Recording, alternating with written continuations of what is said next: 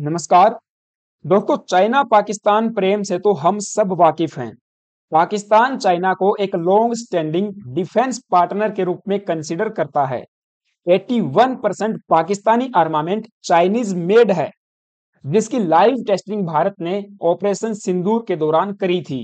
Completely failure.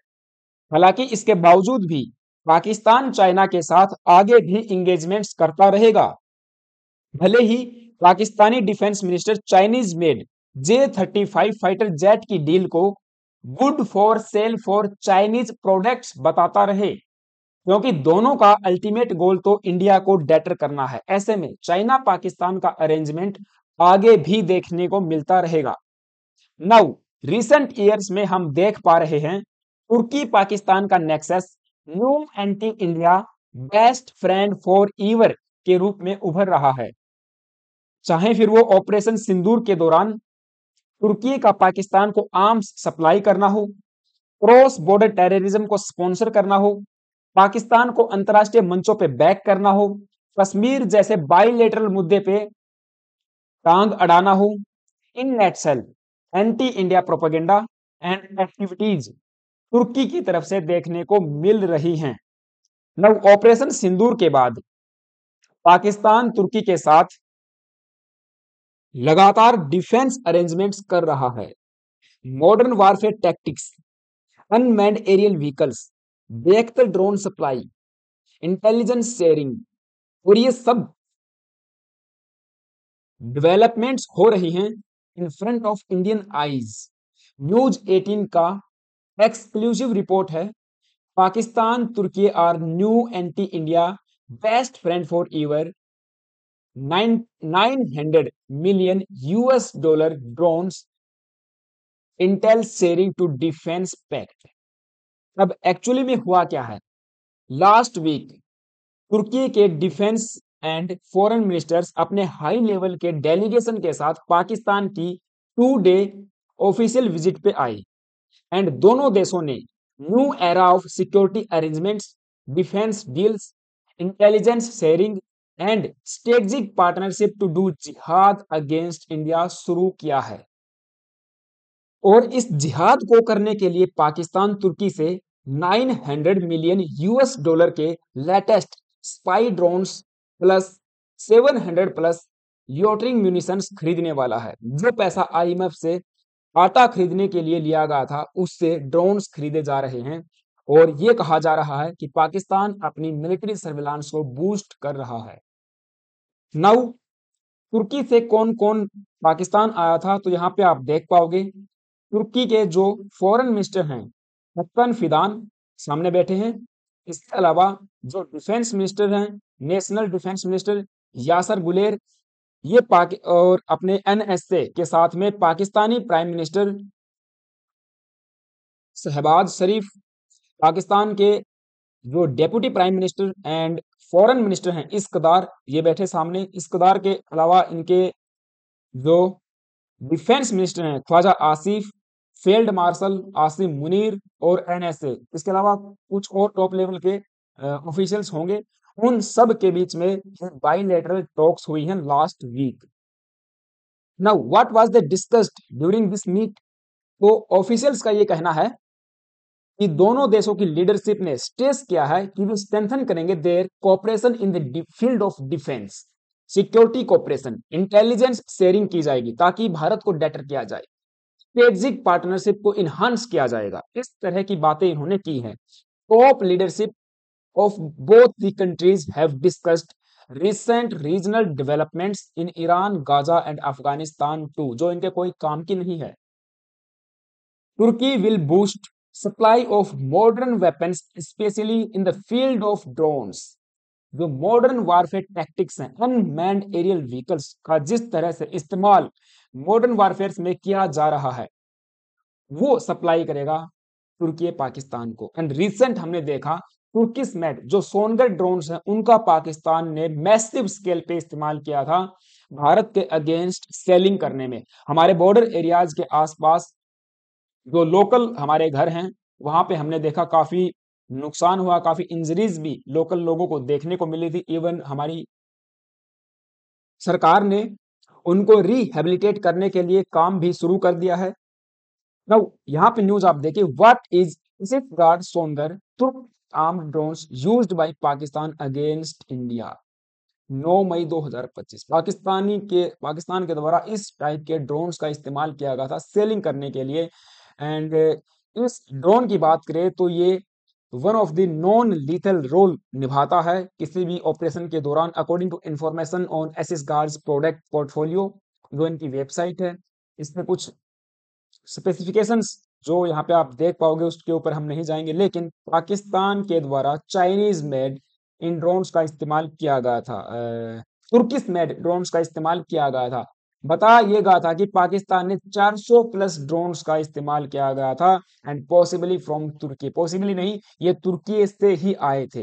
Heavy calibre guns, जो artillery guns हैं, वो भी तुर्की से आई थी, उनका भी इस्तेमाल किया था इंडिया में सेलिंग करने के लिए। इसके अलावा हमारे जो डिप्टी आर्मी चीफ हैं, उन्होंने रिसेंट ये पॉइंट आउट किया था कि भारत एक साथ ऑपरेशन सिंदूर के दौरान 3 एडवर्सरीज से निपट रहा था, एक बॉर्डर लेकिन 3 एडवर्सरीज। कि चाइना पाकिस्तान का नेक्सस ऑपरेशन सिंदूर के दौरान देखने को मिला। पाकिस्तान, चाइना तो आर्म्स सप्लाई करता ही करता है, लेकिन तुर्की ने भी ऑपरेशन सिंदूर के दौरान यहाँ पे पाकिस्तान को इंटेल शेयरिंग करना, आर्म्स की सप्लाई करना, ड्रोन्स देना, बेहतर ड्रोन देना, ये सब काम जो है किए थे। नव यहाँ पे कहा जा रहा है कि आगे आगे आने वाले समय में तुर्की पाकिस्तान को 700 प्लस लेटेस्ट लोएटरिंग म्यूनिशंस भी देने वाला है। अब ये क्या है, मैं आपको बताता हूं। ये ड्रोन ही होते हैं बेसिकली, इनको कामिकाजे ड्रोन या सुसाइड ड्रोन भी कहा जाता है, जो हमारे ट्रेडिशनल यूएवीज होते हैं उनसे थोड़ा सा हटके होते हैं। बेसिकली जो ट्रेडिशनल अनमैन्ड एरियल व्हीकल्स या ड्रोन्स होते हैं, वे रिकॉग्नेंस एंड सर्विलांस के लिए इस्तेमाल किए जाते हैं, लेकिन लोएटरिंग म्यूनिशंस इनको इस तरह से डिजाइन किया जाता है to attack targets directly and making them a game changer in modern warfare. And ये जो लोएटरिंग म्यूनिशंस हैं, ये जो क्रिटिकल टूल्स होते हैं in the Arsenal of modern militaries, क्योंकि ये सुसाइड अटैक करते हैं। हालांकि इसके अदर स्पेसिफिकेशंस क्या है उसके ऊपर हम नहीं जाएंगे, लेकिन आप समझिए कि किसी मिलिट्री इंस्टॉलेशन को दूर से ही टारगेट किया जा सकता है, anti tank unmanned aerial vehicles का इस्तेमाल किया जा सकता है, इलेक्ट्रॉनिक वारफेयर रडार सिस्टम्स को जैम किया जा सकता है। तो ऐसे ही जो बेहतर ड्रोन है पाकिस्तान को भर भर के दिए गए थे, वो भी यहाँ पे इस डील में शामिल है, बेहतर TB2 ड्रोन।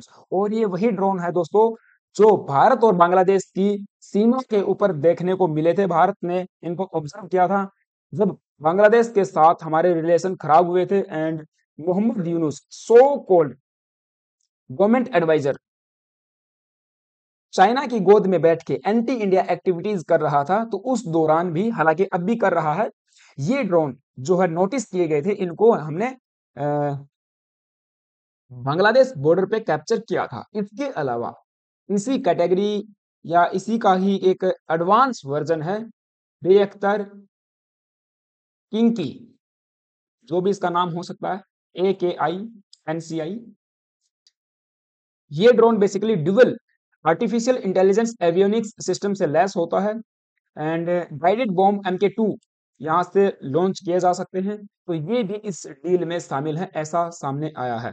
अब यहाँ पे हमको एक चीज ये समझना है कि जो मॉडर्न वारफेयर टैक्टिक्स आज के समय नेशंस अपना रहे हैं, उसमें पाकिस्तान का साथ तुर्की भी दे रहा है, और ये एक नया हेडेक नहीं है इंडिया के लिए। 2021 में द यूरेशियन टाइम्स का ये एक आर्टिकल है, backed by China and Turkey, why Pakistan's drone power could be a new headache for India। और ये हमने देखा ऑपरेशन सिंदूर के दौरान 2025 में, 2025 में, कि किस तरह से पाकिस्तान ने मैसिव स्केल पे सेलिंग की ड्रोन्स का इस्तेमाल करके, एक साथ हैवी स्ट्राइक्स ड्रोन्स के माध्यम से करने की कोशिश की। हालांकि हमारे एयर डिफेंस सिस्टम ने, हमारे जैमर्स ने, एंड जो भी हमारे पास सिस्टम्स थे, कंप्लीटली इनको डिसमेंटल कर दिया था। हालांकि हमको ये समझना भी आवश्यक होता है कि ड्रोन्स का इस्तेमाल किसी भी ऑपरेशन के दौरान या किसी भी युद्ध के दौरान कितना महत्वपूर्ण हो जाता है, वो अब हमारे सामने है।